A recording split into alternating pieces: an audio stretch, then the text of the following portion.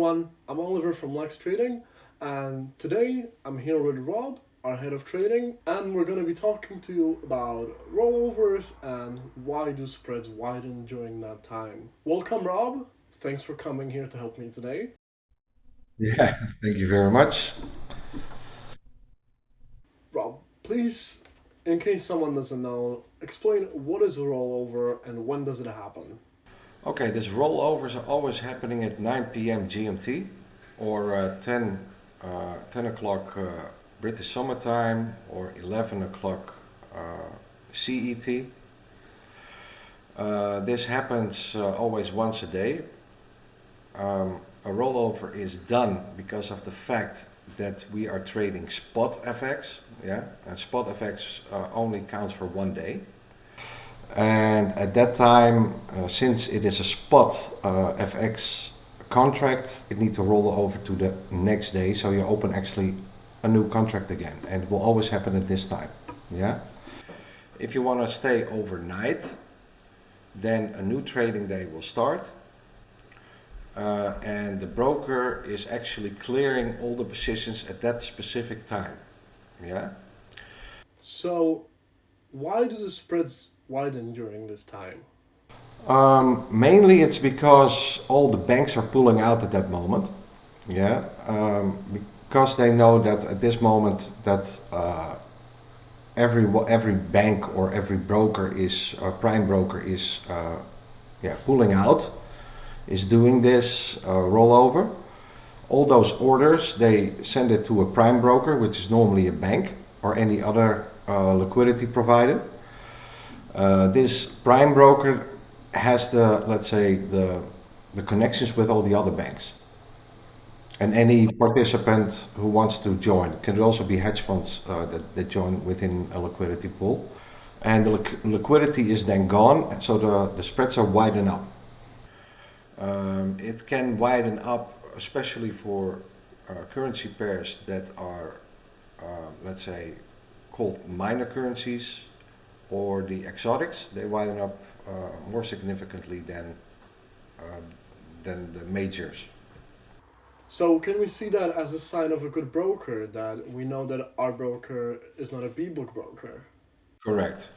Our broker is an STP broker, so they STP all the orders to a liquidity pool. And you will see the spreads in a real life environment. Um, what actually their liquidity provider is giving at that moment. If the liquidity provider has a lot of banking connections, then the spread is a little bit less. If they only have, let's say, one liquidity provider, then it will widen up significantly. The ones who really putting their orders in the market, normally the spreads are wider because it's the actual market condition. Yeah, so the real liquidity at that moment. You have some market makers that keep, let's say, the spreads tighter than the real market environment because they're doing this in order not to get complaints from their clients. We don't want actually that the broker is our counterpart because we don't know what kind of tricks they will pull up. As a prop firm, why could it be really harmful to us to have a B book broker? You have to see that if a broker is trading against you, he has a benefit that we will lose.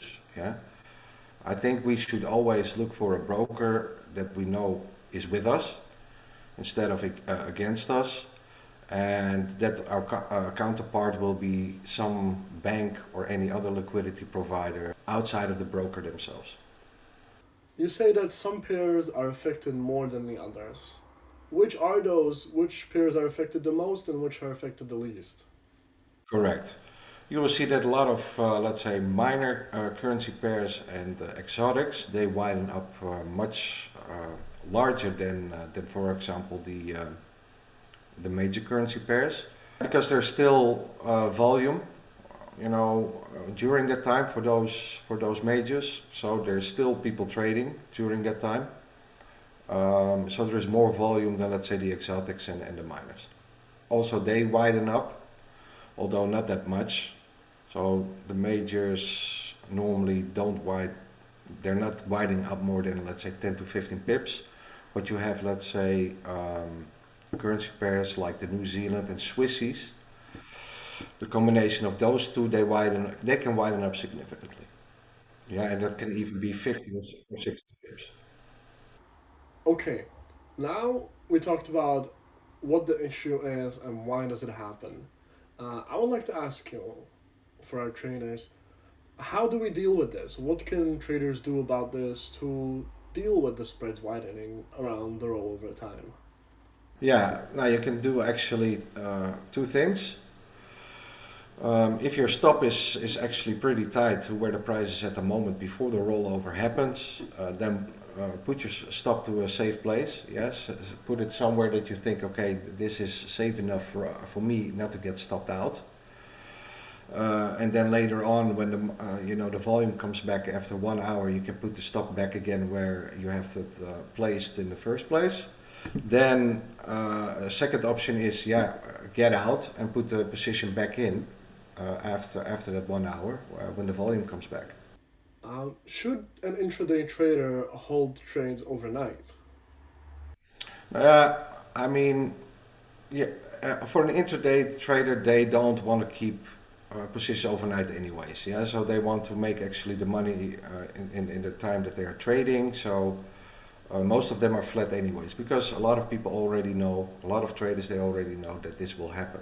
Yeah, but you also want to have sometimes a position stay for a longer period of time. For swing traders, or you want to stay in for, let's say, 150 or 200 pips, then be aware that during this time it can widen up, can take your position out, and then after an hour, the spreads are back to normal again. And yeah, in the worst case, you've been stopped out. To end the video nicely, could you give us a recap of what we've talked about and maybe just pick out the most important information for the traders to remember?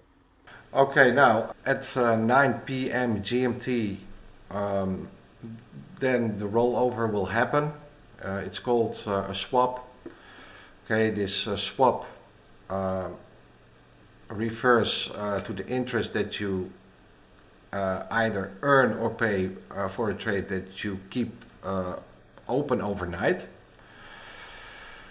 The spreads are widening up at that moment. So you have, especially for miners and for exotics, the spreads are widening up significantly. What you can do is you can move your stop to, let's say, a price that won't hurt your position, or you can take the position out and put it back in after 1 hour when, let's say, the liquidity comes back in the market. That's in a nutshell. Thank you very much for your time, Rob. I hope you enjoyed this.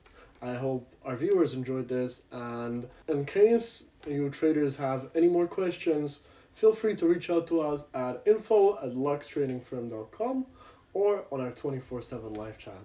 And for now, I wish everybody a great day.